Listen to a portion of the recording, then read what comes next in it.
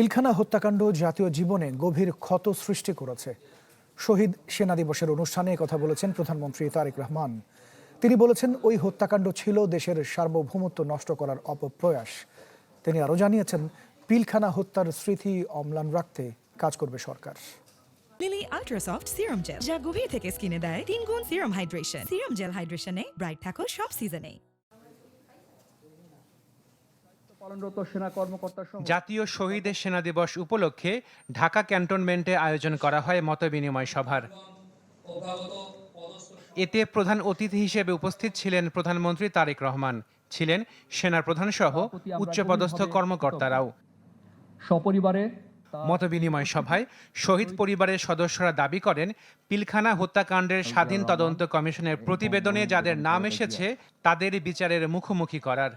সেই রিপোর্টে যে সমস্ত ব্যক্তিবর্গকে ইমপ্লিকেট করা হয়েছে, তারা সিভিলিয়ান হোক অথবা মিলিটারি হোক, তাদেরকে দ্রুত যেন বিচারের আওতায় নিয়ে আসা হয়। আমি মাননীয় প্রধানমন্ত্রীর কাছে এটা আবেদন করছি, এই 57 অফিসারের নাম যেন গ্যাজেট আকারে শহীদ হিসেবে গ্যাজেট আকারে বেরোনো হয়। এ সময় সেনাপ্রধান বলেন, দেশের সার্বভৌমত্ব রক্ষায় বিজিবির সাথে যৌথভাবে কাজ করবে সেনাবাহিনী।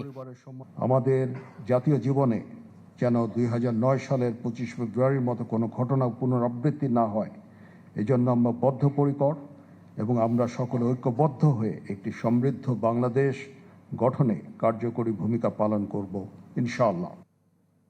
অন্তর্বর্তী সরকারের করা স্বাধীন তদন্ত কমিশনের প্রতিবেদনের কিছু অংশ তুলে ধরেন স্বরাষ্ট্রমন্ত্রী, যেখানে এই হত্যা ষড়যন্ত্রের সাথে আওয়ামী লীগের শীর্ষ নেতৃত্বের সম্পৃক্ততার কথা উল্লেখ আছে। রাজনৈতিক সংগঠন হিসেবে আওয়ামী লীগের শীর্ষ নেতৃত্বরাই এই ষড়যন্ত্রের সাথে লিপ্ত ছিল। কমিশনের রিপোর্ট দেশের স্বাধীনতা ও সার্বভৌমত্ব বিরোধী এহেন কাজের জন্য দল হিসেবে আওয়ামী লীগের বিরুদ্ধে আইনানুগ ব্যবস্থা গ্রহণ করতে হবে।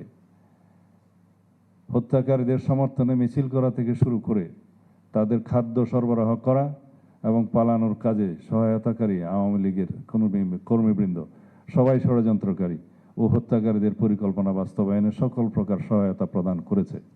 এইখানে যে সুপারিশটা করা হয়েছে, এই জন্য তদন্ত রিপোর্টের প্রেক্ষিতে কমিশনের রিপোর্টটা আমরা বাস্তবায়ন করব ইনশাআল্লাহ। ভাষণে তারেক রহমান বলেন, পিলখানা হত্যাকাণ্ড ছিল দেশের সার্বভৌমত্ব নস্যাৎ করার অপপ্রয়াস, আর ওই ঘটনা জাতীয় জীবনে গভীর ক্ষত সৃষ্টি করেছে।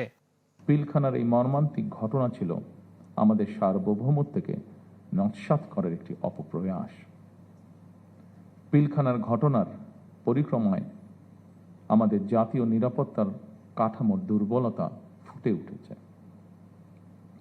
তাই বহির্বিশ্বের সাথে তাল মিলিয়ে আমাদের জাতীয় নিরাপত্তার কাঠামোকে আরো আধুনিক, সময়োপযোগী এবং শক্তিশালী করা প্রয়োজন অবশ্যই। পরে শহীদ পরিবারের সদস্যদের সাথে ইফতার করেন প্রধানমন্ত্রী তারেক রহমান। আশেকিন Prince, channel 24, Dhaka.